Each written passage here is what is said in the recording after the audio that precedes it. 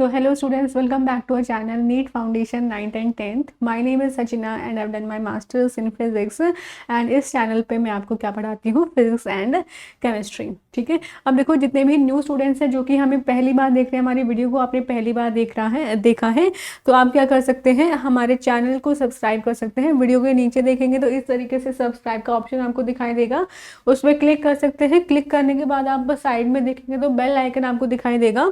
Bell icon पे click करके आप ऑल पे सिलेक्ट कर सकते हैं। इससे होगा क्या, हमारे जितने भी वीडियोस हैं वो सारी की सारी आपको ऑन टाइम मिलती रहेंगी, कोई भी वीडियो जो आपकी मिस आउट नहीं होंगी। ठीक है, तो मेक श्योर कीजिए कि आप हमारे चैनल को सब्सक्राइब कर लीजिए। एंड इसके अलावा हमारा टेलीग्राम ग्रुप भी है। नाम क्या है टेलीग्राम ग्रुप का? NEET foundation class 9th and 10th। इस ग्रुप में हम क्या करते हैं, हम जो भी हम क्लास में पढ़ रहे हैं उन सबके हैंड रिटन नोट्स, उसके टाइप नोट्स भी हम डालते हैं। ठीक है, एंड क्वेश्चंस भी हम सेंड करते हैं, डीपीपीज भी हम सेंड करते हैं एंड एमसीक्यू क्वेश्चंस हम सेंड करते हैं। ठीक है, फॉर योर एग्जाम प्रिपरेशन। तो मेक श्योर कि आप हमारे टेलीग्राम ग्रुप को भी ज्वाइन कर रहे हैं।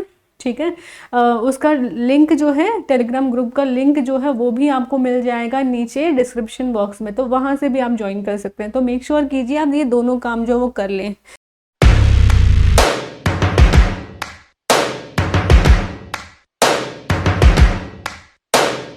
तो यहाँ पे देखो हम क्या कर रहे हैं, क्लास 9th का साइंस का एक हम चैप्टर कर रहे हैं। साइंस के चैप्टर का नाम क्या है? Chapter number 4, structure of the atom. इस चैप्टर को हम पढ़ रहे हैं और आज का हमारा क्या है, ये 5th लेक्चर है।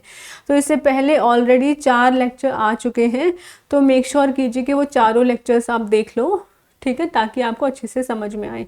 ठीक है, और आज देखो आज का हमारा टॉपिक क्या है, बोहर्स मॉडल ऑफ एटम। यानी कि आज हम क्या पढ़ने वाले हैं, बोहर्स मॉडल के बारे में हम पढ़ने वाले हैं। बहुत इंपॉर्टेंट टॉपिक है, इसे आपके एग्जाम में ज़रूर आपसे पूछा जाता है, तो आपको ये अच्छे से समझना है। ठीक है, अब यहाँ पे देखो हमने ये बात की थी कि जो रदरफोर्ड मॉडल है उसमें कुछ ड्रॉबैक्स थी, कुछ कमियां थी, यानी कि कुछ ऐसी चीज़ें थी जिनको ये रदरफोर्ड मॉडल जो है एक्सप्लेन नहीं कर पाया था। तो ये जो ड्रॉबैक्स वो किन्होंने दूर की थी, वो दूर की थी नील्स बोहर ने। ठीक है, तो नील बोहर क्या है, 1885 टू 1962। ठीक है, ये जो है ये हमारे फिजिक्स के प्रोफेसर थे, तो इन्होंने काफ़ी सारी बातें बताई थी एटम के बारे में।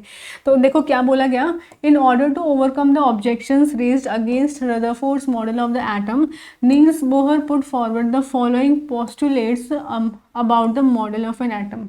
इसका मीनिंग क्या हुआ, रदरफोर्ड का जो मॉडल था उसमें उन्होंने क्या किया, नील्स बोहर ने कुछ मॉडिफिकेशंस कर दी, कुछ मॉडिफिकेशंस की, एंड उन्हीं के बेसिस पे उन्होंने कुछ पोस्टुलेट्स जो है वो दिए। ठीक है, ठीक है, और वो जो कमियां थी, जो ड्रॉबैक्स रदरफोर्ड मॉडल में आ रही थी, वो सारी कमियां उन्होंने दूर कर दी थी। तो क्या क्या पोस्टुलेट्स थे देखो, उनको पढ़ेंगे। फर्स्ट क्या है देखो, only certain special orbits known as discrete orbits of electrons are allowed inside the atom. इसको बहुत ध्यान से समझना है। देखो क्या मतलब हुआ, रदरफोर्ड ने ये बोला था कि जो इलेक्ट्रॉन्स हैं वो न्यूक्लियस के अराउंड मूव करते हैं और वो किसी भी ऑर्बिट में मूव कर सकते हैं। कोई भी ऑर्बिट हो सकता है, उस ऑर्बिट का रेडियस कितना भी हो सकता है, लेकिन नील बोहर ने क्या बोला कि किसी भी ऑर्बिट में इलेक्ट्रॉन नहीं घूमेंगे, बल्कि वो किसी स्पेसिफिक, कुछ सर्टेन ही ऐसे स्पेसिफिक हमारे ऑर्बिट्स हो सकते हैं जिनमें कि इलेक्ट्रॉन्स रिवॉल्व कर सकते हैं। फॉर एग्जांपल देखो, जैसे मान लो यहाँ पे न्यूक्लियस है, तो इलेक्ट्रॉन ज़रूरी नहीं है कि इस ऑर्बिट में घूमे, ये ज़रूरी नहीं है कि इस ऑर्बिट में घूमे, बल्कि एक ही ऐसे कुछ ही ऐसे सर्टेन ऑर्बिट होंगे। जैसे मान लो ये वाला है, इसका रेडियस कुछ होगा सेंटर से, तो इसी ऑर्बिट में इलेक्ट्रॉन रिवॉल्व कर सकता है, इसमें नहीं करेगा, इसमें नहीं करेगा, तो इसी में करेगा। कुछ ही स्पेसिफिक ऑर्बिट ऐसे होंगे जिसमें कि हमारा इलेक्ट्रॉन जो है वो रिवॉल्व कर सकता है। इतना समझ में आया? अब देखो, और दूसरी चीज़ उन्होंने क्या बोली, रदरफोर्ड मॉडल में क्या ड्रॉबैक आया था कि जब इलेक्ट्रॉन्स जो है वो मूव करते हैं सर्कल में, तो वो एक्सेलरेटेड मोशन है, जिसकी वजह से वो जो इलेक्ट्रॉन्स है वो अपनी एनर्जी को लूज करते हैं। लेकिन नील बोहर ने क्या बोला देखो, while revolving in discrete orbits the electrons do not radiate energy. इसका मीनिंग क्या हुआ कि जब तक हमारे इलेक्ट्रॉन्स अपने डिस्क्रीट ऑर्बिट्स में रिवॉल्व करते रहेंगे, रिवॉल्व करते टाइम पे जो इलेक्ट्रॉन्स है वो रेडिएट एनर्जी को रेडिएट नहीं करते हैं, यानी कि जब तक वो उसी ऑर्बिट में घूमता रहेगा हमारा इलेक्ट्रॉन, वो कोई भी एनर्जी लूज नहीं करेगा, यानी कि कोई भी एनर्जी जो है वो रेडिएट नहीं होगी। तो ये दो चीज़ें उन्होंने क्या बोली, जो है वो बोली थी। अब देखो आगे क्या है, आगे क्या है, जिन ऑर्बिट्स में हमारे इलेक्ट्रॉन्स रिवॉल्व करते हैं, जिन ऑर्बिट्स में हमारे इलेक्ट्रॉन्स रिवॉल्व करते हैं उनको क्या बोल सकते हैं, उन ऑर्बिट्स को नाम दिया जाता है शेल्स भी बोला जाता है। और यहाँ पे उनको नाम क्या दिया गया था, उनको क्या नाम दिया गया था, एनर्जी लेवल्स। एनर्जी लेवल्स यहाँ पे नाम दिया गया था उन ऑर्बिट्स को, ठीक है। अब देखो ये जो कुछ फ्यू एनर्जी लेवल्स जो है एटम के वो दिए गए हैं, उन शेल्स का नाम दिया गया है। जैसे बीच में न्यूक्लियस है तो फर्स्ट जो शेल है n की वैल्यू 1, यानी कि फर्स्ट जो ऑर्बिट है, फर्स्ट शेल है, उसका नाम क्या है, k शेल।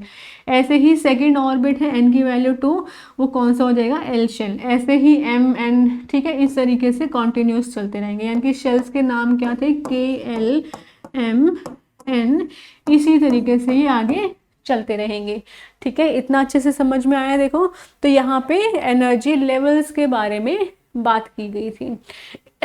इतना अच्छे से समझ में आया, बोलो आपको। अगर कोई भी डाउट है तो आप पूछ सकते हैं, ठीक है। अगर कोई भी डाउट है तो you can ask, you can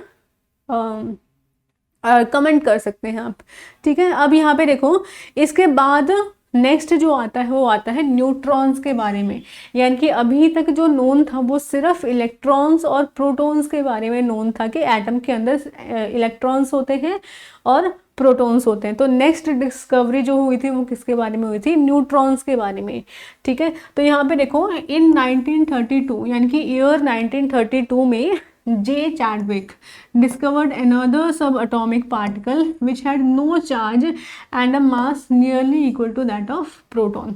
तो 1932 में ये डिस्कवर किया गया कि एक और सब अटोमिक पार्टिकल के बारे में डिस्कवर किया गया, और उस पार्टिकल का नाम क्या था, न्यूट्रॉन, जिसपे कोई चार्ज नहीं होता, यानी कि जिसपे ज़ीरो चार्ज होता है, एंड लेकिन उसका जो मास है वो इक्वल होता है किसके, प्रोटॉन के मास के इक्वल। समझ में आया। तो यहाँ पे देखो 3 सब एटॉमिक पार्टिकल हो चुके हैं एटम के अंदर जो मिलते हैं। कौन कौन से हो गए, इलेक्ट्रॉन्स जिसपे चार्ज होता है नेगेटिव चार्ज, उसके बाद कौन सा आता है, प्रोटॉन्स जिसपे पॉजिटिव चार्ज रहता है, एंड इसके बाद थर्ड कौन सा आया, न्यूट्रॉन्स जिसपे ज़ीरो चार्ज रहेगा, कोई चार्ज नहीं रहता है उस पर, ठीक है। अगर मास के बारे में बात करेंगे तो mass of electron almost negligible, उसे नेग्लेक्ट कर सकते हैं, काफ़ी स्मॉल मास होता है। और प्रोटॉन्स और न्यूट्रॉन्स के मास के बारे में बात करेंगे तो दोनों का मास क्या होता है, सेम होता है। इतना समझ में आया अच्छे से। अब देखो neutrons are present in the nucleus of all atoms except hydrogen, ठीक है। इसका मीनिंग क्या हुआ कि जो न्यूट्रॉन्स है वो किसके अंदर होते हैं, न्यूक्लियस के अंदर प्रेजेंट होते हैं एक्सेप्ट हाइड्रोजन, ठीक है। इन जनरल हम क्या कह सकते हैं, a neutron is presented as n, ठीक है। इलेक्ट्रॉन को कैसे शो करते हैं, e की पावर माइनस में, एंड फिर प्रोटॉन को p+ और न्यूट्रॉन को n, इस तरीके से। यहाँ पे 0 भी लिख सकते हैं, लेकिन नहीं भी लिखेंगे तो भी कोई प्रॉब्लम है नहीं, है ना, तो सिर्फ n भी लिख सकते हैं। अब इसके बाद देखो the mass of an atom is therefore given by the sum of the masses of protons and neutrons present in the nucleus. तो यहाँ पे देखो रदरफोर्ड मॉडल में बात की गई थी कि जो एटम का जो मास है वो किसकी वजह से बनता है, न्यूक्लियस की वजह से। और अब ये डिस्कवर हो चुका है न्यूक्लियस के अंदर 2 सब एटॉमिक पार्टिकल्स होते हैं, प्रोटॉन्स एंड न्यूट्रॉन्स। तो यहाँ से क्या कंक्लूजन निकला कि एटम को जो मास बनता है वो किन की वजह से बनता है, वो बनता है प्रोटॉन्स और न्यूट्रॉन्स की वजह से, जो कि किस में प्रेजेंट होते हैं, न्यूक्लियस के अंदर होते हैं, ठीक है। तो यहाँ तक न्यूट्रॉन के बारे में समझ में आया। अब देखो इसके बाद आपका क्या आता है, how are electrons distributed in different shells. ये डिफरेंट सेल्स हैं, इनमें कौन से शेल में कितने इलेक्ट्रॉन्स आने होंगे वो हमें देखना है। तो किस तरीके से इलेक्ट्रॉन्स को डिस्ट्रीब्यूट किया जाएगा डिफरेंट शेल्स में, ये हम करने वाले हैं नेक्स्ट क्लास में। तो अभी के लिए आप ये सारा का सारा क्या करेंगे, रिवाइज करेंगे। Okay students, bye and take care.